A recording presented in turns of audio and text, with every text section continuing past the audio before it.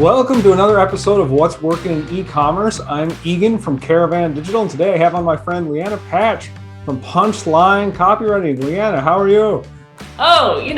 Terrible, like we were just saying. Everyone's bad. It's okay to admit it. Thanks for telling the truth in the middle of the coronavirus pandemic. Tell us a little bit about your business and how you got into this. I am a conversion copywriter specializing in funny copy that converts, and I mostly work with e-commerce stores and SaaS. And I got into this very, very tangentially. If we want to go all the way back to birth, which we don't, we can zoom ahead to when I started my business. And then I didn't find conversion copywriting until I think 8 years ago. And I was talking with Joanna Wiebe, who is sort of known for being the OG conversion copywriter. I was talking with her. I joined her first mastermind. I was super burned out and I was doing comedy at the time. I was like, man, I wish I could just combine comedy and copywriting. And she was like, why can't you? Early 2016, I rebranded and relaunched as Punchline. And ever since then have been doing what I do. This is Leanna's business card she gave me at the Dynamite Circle conference. I was just like, I get a lot of business cards. This is the only one I've really kept handy because I just love it. You've really found what you're supposed to be doing on Earth, and it's a beautiful thing. That's why. Thank you. Please tell my mom. She's still not sold. What sort of comedy do you do? At the time, I was doing stand-up because I went to a few stand-up open mics, and I was just like, these people suck. I could do better, which is, not something that I would recommend, like an approach that I would recommend everyone takes because it's very egocentric, but it worked for me and it lowers the bar. And then eventually I started doing improv and sketch. So I sort of dabbled all over, and a lot of what I now do and teach is rooted in fundamentals of improv.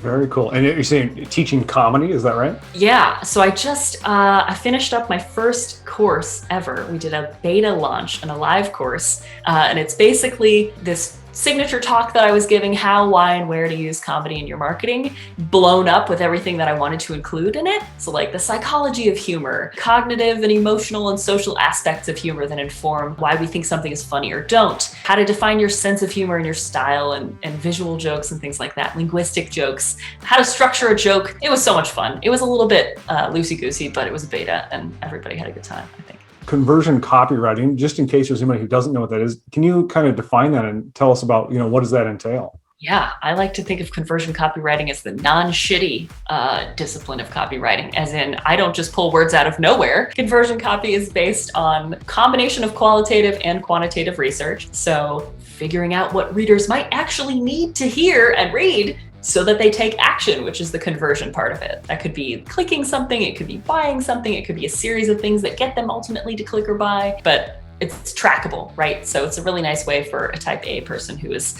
constantly plagued by anxiety to prove that they were useful. In some cases, you're working with clients and you're helping them rewrite their landing page copy or their email copy or other parts of their marketing that their prospects would actually see. Is that right? Exactly. And I'll start those projects by saying, okay, tell me everything you know about this page and who's visiting it and where are they coming from and what's the conversion rate? Where are they falling off the page? Do we have any heat maps? What are they clicking on that's not a link? So that we're coming to rework the page with an idea of what the messaging actually needs to be and not just like, I think this could be better. Although sometimes I do some of that, and it often is because again, bar is low. So it sounds like we really need to know the customer persona and what makes them tick. Is that right? Yes, and I hear that word persona and I sense that it's related to the word avatar, and I just want everyone watching to know that you can't just make up your customer persona.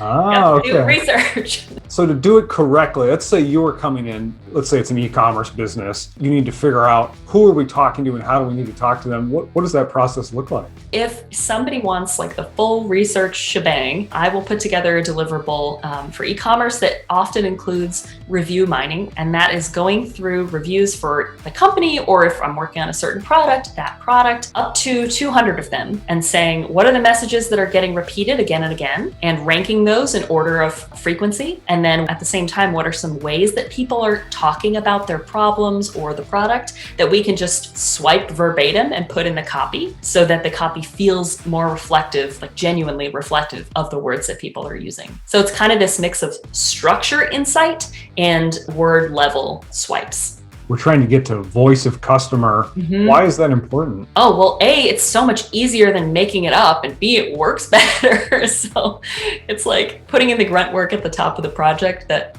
just ends up with a better result. And if it doesn't work, you at least know why you tried something. I really love this conversation because we're really getting a flavor for almost what I would think of as, in the old world, we would call it like the left brain and the right brain of marketing. Like, yeah, it really takes creativity and it takes analysis. And it sounds like even before you write a single blessed word, you're really engaging creativity and analytical thinking. Is that right? Most of the time, yeah. And so I do projects where research is not included, and it's kind of clear that the copy is really boring or just badly written or just not there. And in that case, I'll start with an outline to give myself some structure. I'll look at it from the sort of top down. Is the structure supporting the message here? Do we need to cut things, move them around? And then by the time I get to the words, I have more leeway to just be like, fun, punchy, weirdo. Where does the humor come in then? When you're doing this conversion copywriting, we're trying to help the client sell more of their product or of their SaaS tool, right? How do you insert the humor and how do you make it match, the client's brand? I ask them a series of questions and I have them take a fun little quiz, but it's usually a mix between like what feels genuine and funny to them and the kinds of shows and comedians and cartoons that they gel with, and the same stuff that their customers like. Marketing has become more informal, and that's a good thing. Like, it sounds like we're riding that wave, right, as part of that. Can you comment on that? I can. I don't think humor is for everyone. And there are a lot of, there are industries and there are companies that it's not a fit for, and it's mostly just because they're not willing to try it. You get to have that kind of fun brand voice when you've already done the foundational work underneath. Like, you can't have a funny abandoned cart flow if you don't have an abandoned cart flow first. Like, you need the strategic brain to figure out the goal of all these pieces of copy that you're writing.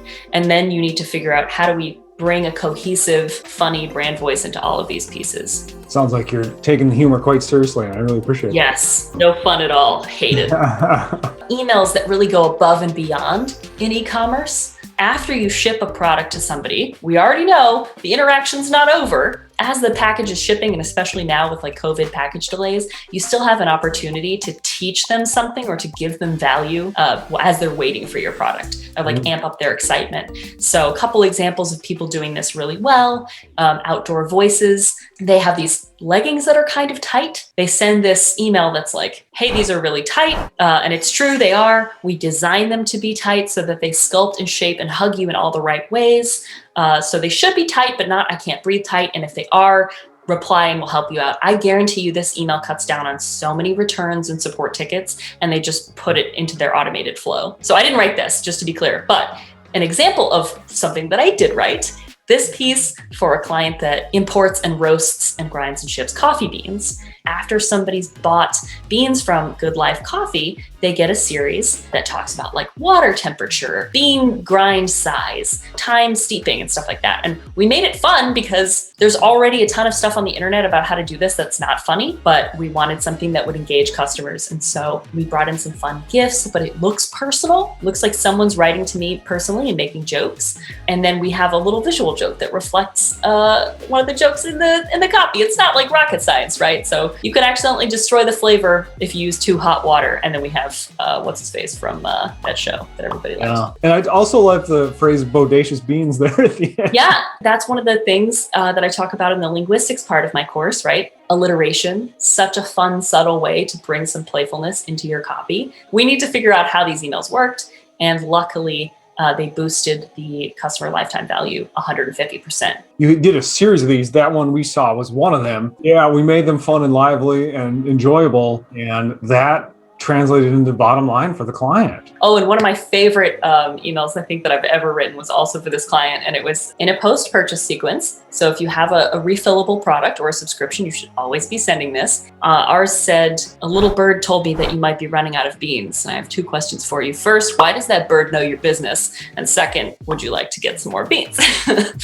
So just like, how do we just make every interaction the person has with this copy extra delightful? And what a positive association with the brand too, of like, these guys make me laugh. I look forward to their emails because I want to open them and see what the next joke, what they're saying. And in the worst case scenario, if I have a bad experience, I'm more likely to bring compassion to the table because I know that they're cool and funny and I like most of their stuff. And when I'm putting together email flows, if you look at every step of the flow and ask in between, like, here's the email in Klaviyo, here's the little line down to the next one, in this line, what could go wrong? How are we gonna head that off, like, before it happens? How can we be extra helpful here and here and here and here, you know? I think in a presentation I saw you give at DC Austin, I think you said, here's some places to infuse a little character, throw in a little humor. Can you tell us about some of those, of places that are often overlooked? It sounds like even some of those sort of transactional emails, don't forget those, you know. Where do you like to dig in and throw in some alliteration and rhyme and jokes? The places people least expect it, right? So the 404 page is a really fun one because nobody wants to end up there, so you might as well entertain them when they arrive. Captions, shipping policies, legal policies, if your lawyers will let you, the footer of your email or website copy. I always do custom unsubscribe copy in my emails. If you're down here looking for donuts, we ate them all, but you can unsubscribe if you need to. You might consider including an unsubscribe link just for that launch, or like that tag, letting people update their subscription frequency and what they want to hear from you. Instead of just giving them an option like a binary on-off switch, let them say, actually, I'd rather only hear from you once a month. Well, thanks so much, Lianna. Where can people find out more about you and see what you're up to? Ooh, they can find out so much more than they ever needed to know on Twitter at Punchline Copy. And I am at punchlinecopy.com and snapcopy.co. Any closing words, anything you want to recommend of how to include more humor, where to include more humor, or how to think about your copywriting? I mean, I always say if you're scared to test it, start small. Try it in an email subject line, like A/B test a subject line if you have a list big enough to split test. Add a secret link somewhere on your website, maybe in your footer, and if people click it, give them a discount. That's an idea that I saw from a French fashion designer who was on my list for a while. Don't be afraid to try it because it helps build relationships with customers. And as we all know, like, repeat business is key to e-commerce. Yeah, put some Easter eggs in your marketing for people to find. I love Easter eggs. Who doesn't love Easter eggs? Awesome. Thanks so much for coming on, Lianna. Thanks for having me.